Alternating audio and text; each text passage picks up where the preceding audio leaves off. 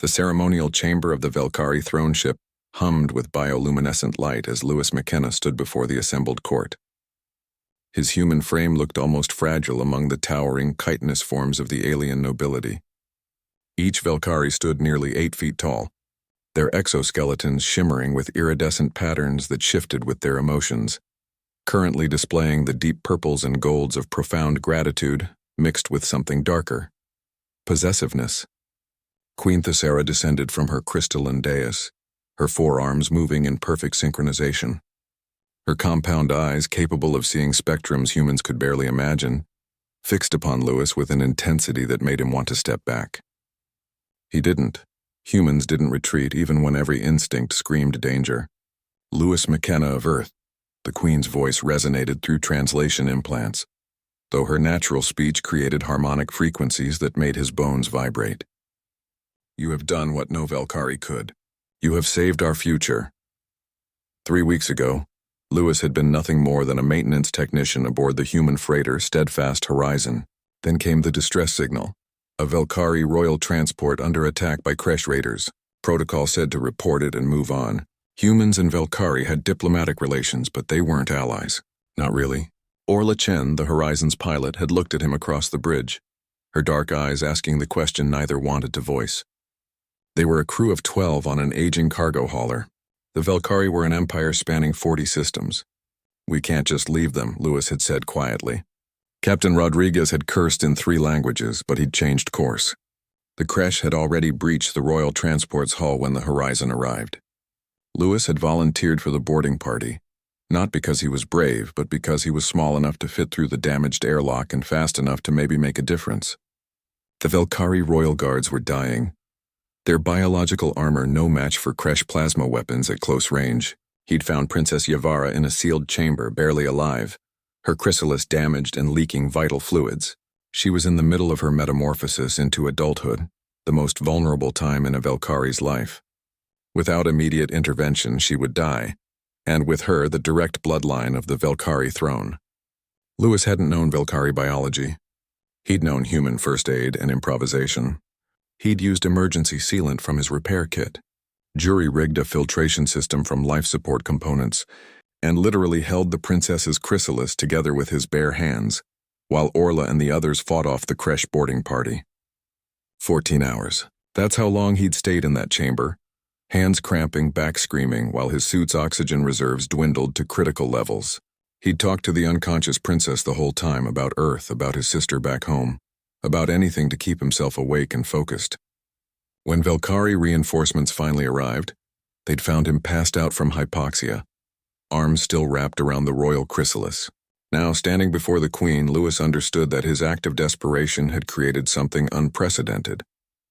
The laws of Velkari are ancient and absolute, Queen Thessera continued, her color patterns shifting to deep crimson, determination. A life debt to the royal bloodline cannot be repaid. It can only be honored. She extended one elegant blade-tipped arm toward him. You are hereby claimed by the crown. You belong to us now, Lewis McKenna. You are ours. The court erupted in harmonic agreement, a sound like crystal bells and distant thunder. Lewis felt his stomach drop. Your Majesty, I'm honored. But I have a life. You have a greater life now. The Queen's patterns flickered with something almost maternal. You will want for nothing. Wealth, status, protection, all of this is yours. You will live here among us as a treasured ward of the throne. I don't want, Lewis started, but movement caught his eye. Princess Yavara emerged from behind the throne. She had completed her metamorphosis, her new form resplendent in silver and blue patterns. She moved with the liquid grace of young Velkari royalty, but her eyes, those alien, multifaceted eyes, held something profoundly human. Understanding. Mother. Yavara's voice was melodic, newly formed vocal cords still adjusting. Perhaps we should ask what the human wants. The Queen's patterns flickered with surprise, then what might have been amusement. Daughter, you have only just awakened. You do not yet understand the weight of, he saved me by choosing to, Yavara interrupted gently. Not because he was commanded. Not because of law or duty. He chose it freely.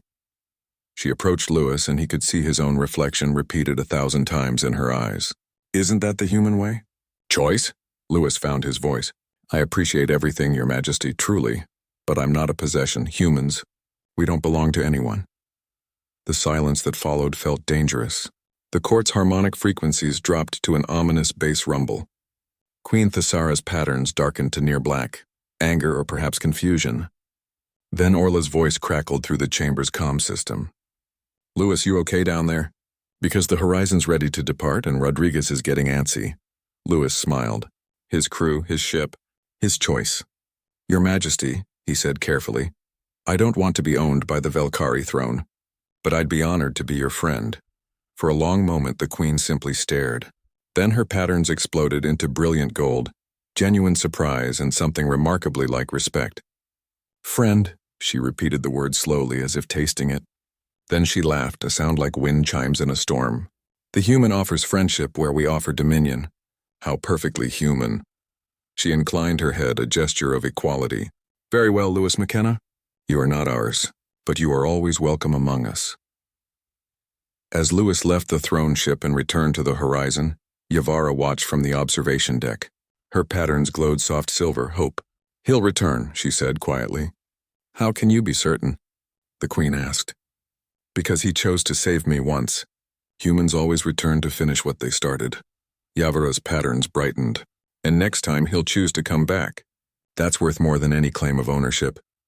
The Queen's patterns shifted to deep contemplative blue. Perhaps there was wisdom in this human concept of choice after all. Above them, the steadfast Horizon engaged its drives and jumped to hyperspace, carrying Louis McKenna back to the stars, free, unbowed, and forever changed. Humanity didn't kneel, and maybe that's exactly why they were worth knowing. End.